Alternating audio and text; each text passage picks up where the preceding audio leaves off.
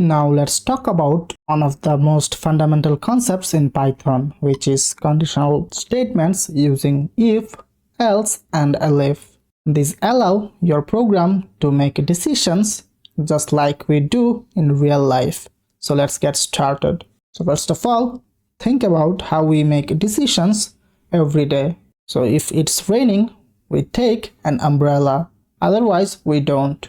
This logic is what we apply in Python using if statements. So for example, let's say we have a variable called a temperature, and let's say the temperature is 25 degrees Celsius, and we want to notify the user who will be using our program that if the temperature is greater than 30, then it's hot outside, otherwise the weather is nice. So how we are gonna do that? In that case, we use conditions, means if else statements. So here I can write if temperature, then I want to check if that is greater than 30. Then after writing this condition, which is temperature greater than 30, you have to give the colon sign. After that, you have to hit enter for a new line. Then you can write the print statement, and here just write it is hot outside. Now if you run the code, you will see this prints nothing.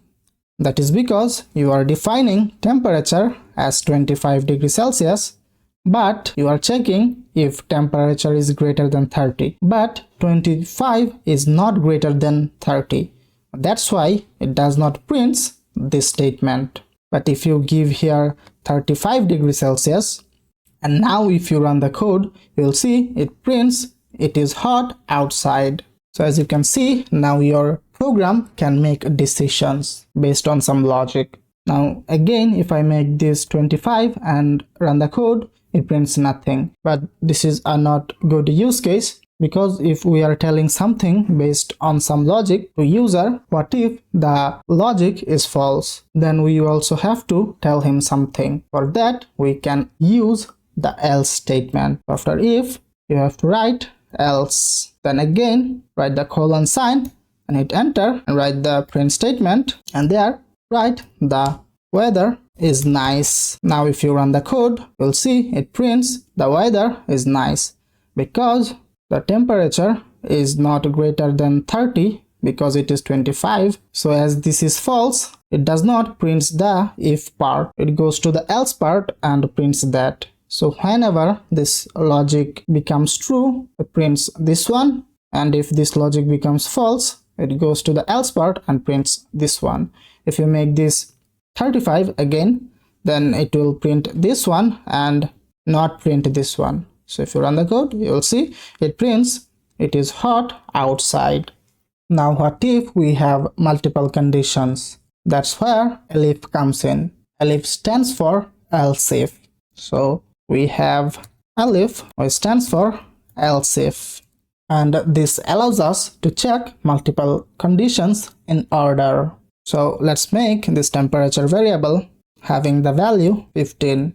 Now if the temperature is greater than 30, then we want to print it is hot outside. But what if the temperature is greater than 20? Then we want to print something else. So in that case, we can write the elif statement, and we can write here another logic like temperature greater than 20, and after give a colon and write the print statement again. And if the temperature is greater than 20, we want to print it is warm, and we can add as many as elif in between if block and else block. So we can write here elif and then check if temperature is greater than 10, then we want to print it is a bit chilly. I missed the colon here, so it is yelling at me. So now if I run the code, you can see it prints it is a bit chilly. So what is happening here is, as you can see, the temperature variable holds the value 15, and when it comes to the if block logic, it sees that temperature, which is 15, is not greater than 30, so it leaves this statement, does not print that, then moves to the next elif part and checks if 15 is greater than 20. That is also false, so it does not print this line also. Then it goes to the third block and checks if 15 is greater than 10. So this becomes true and it prints it is a bit chilly. But if you make this 25 and run the code, you will see it prints it is warm. So this is what actually we wanted. So the key point here is Python checks conditions one by one. That means as soon as one condition becomes true, it executes that block and skips the rest. So when this statement becomes false, it leaves that and goes to the next one. When it becomes true, it executes this block and does not look these logics after that block, which is this one. Now we use conditional statements or if else with comparison operators many times. So in one of our previous videos, we learned the comparison operators. For example, greater than less than, then greater equal, less equal, equal, and not equal. So let's see a few more examples.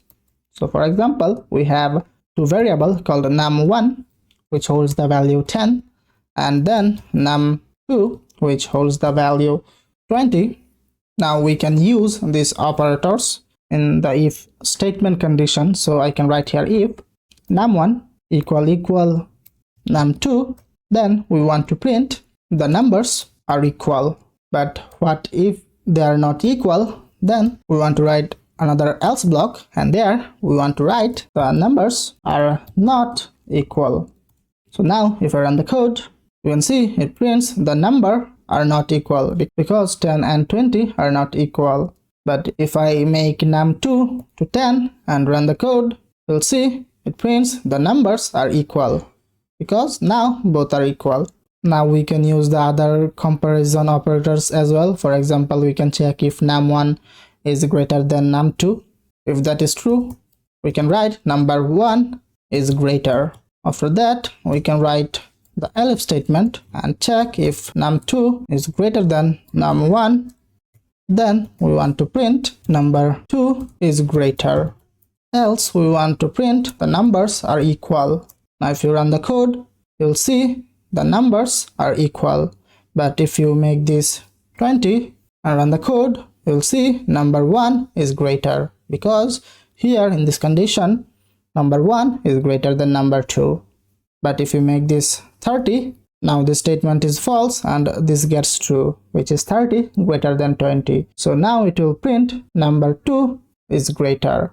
Now you can say that why we need the elif statement. We can just check if number 1 is greater than number 2, and if that is true, we can print number 1 is greater. Else we just can write number 2 is greater. But here we will have a problem because if number 1 is greater and run the code, you'll see it prints number 1 is greater. If number 2 is greater, it prints number 2 is greater from the else block. But what if both are same? What if both are 40 and 40?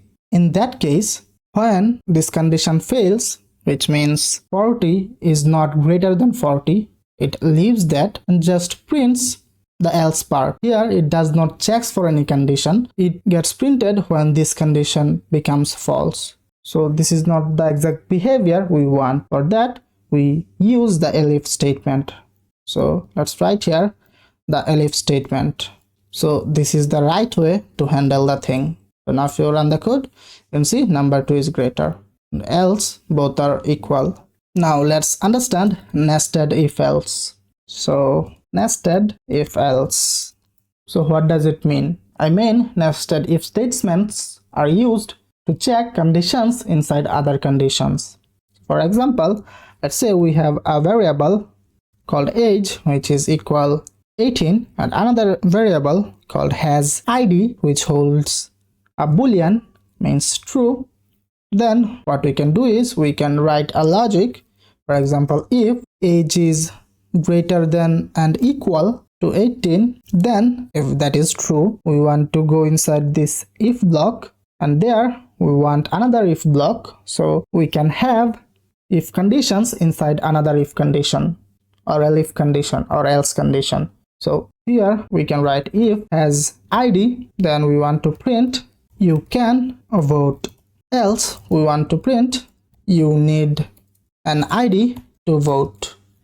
So if a person's age is 18 but not have ID, means this one is true, but inside the nested condition this one is false, then print this one, means execute this block. And if age is not greater than or equal 18, means the person's age is less than 18, then to handle that we can write the else block outside the nested if else block, and here we can print that you are too young to vote.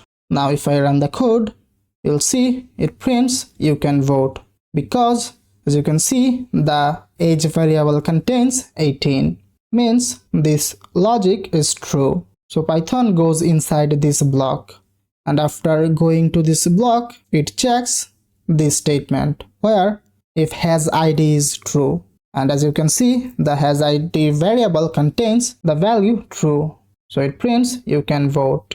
But what if his age is 18 but he does not have an ID, so it is false.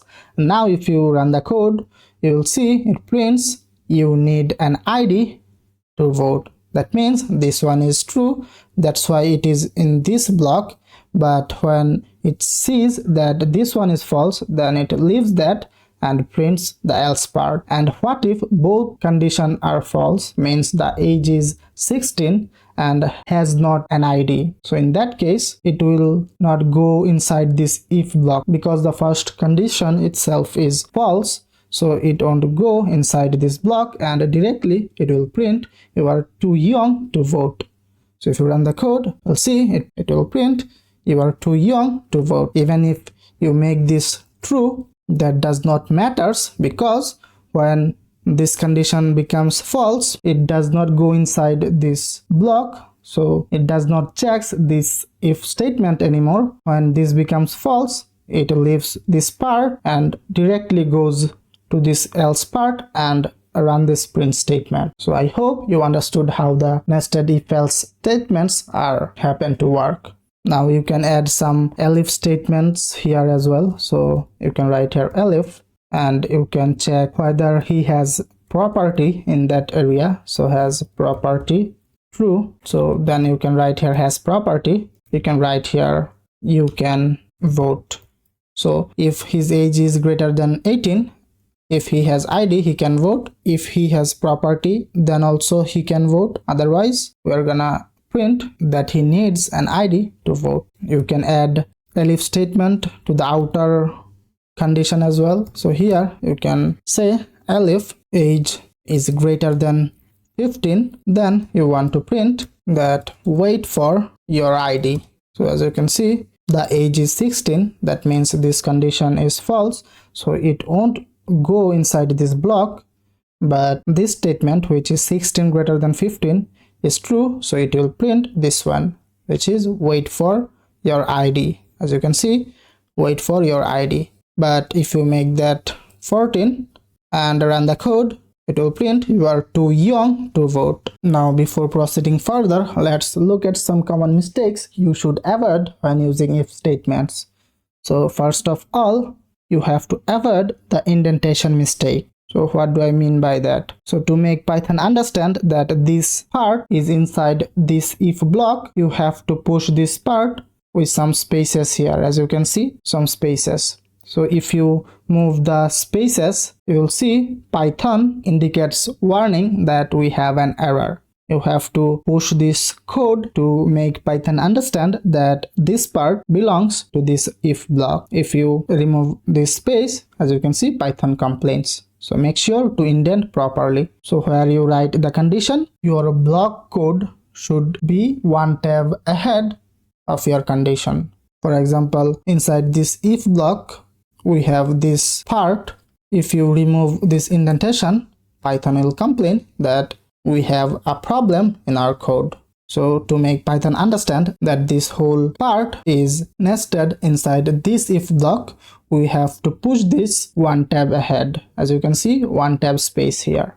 Here as well, as you can see, if I remove the space, it complains. So make sure to always indent the Python file properly, especially when working with if, elif and else. And another common mistake is while comparing values, don't use single equal. This is an assignment operator. If you want to check that if age is equal to 18, make sure to use double equal. This is the comparison operator. So let's make this greater equal. Now let's take another example with logical operators. So in one of our previous videos, we learned about Python logical operators, which are AND, OR, and NOT. Now let's take another variable called age 2, and there let's assign the value 20, and let's take another variable called has ticket equal true. Now let's write an if statement, and there we can merge two logics and check if age 2, which is this variable, is greater or equal than 18, and the person has ticket. If both are true, means his age is greater than 18 and he has ticket. If both are true, then only we want to print that you can enter the concert. Else we want to print you cannot enter.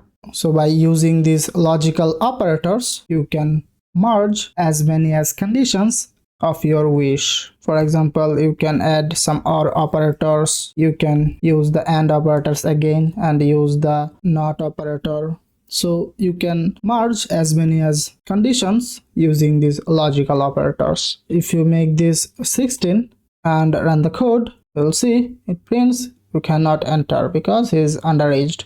Means age 2 is not greater than or equal 18. Now let's see shorthand if statement. So next we have shorthand if statements. So for example, you have another variable called score, and there you have value 45.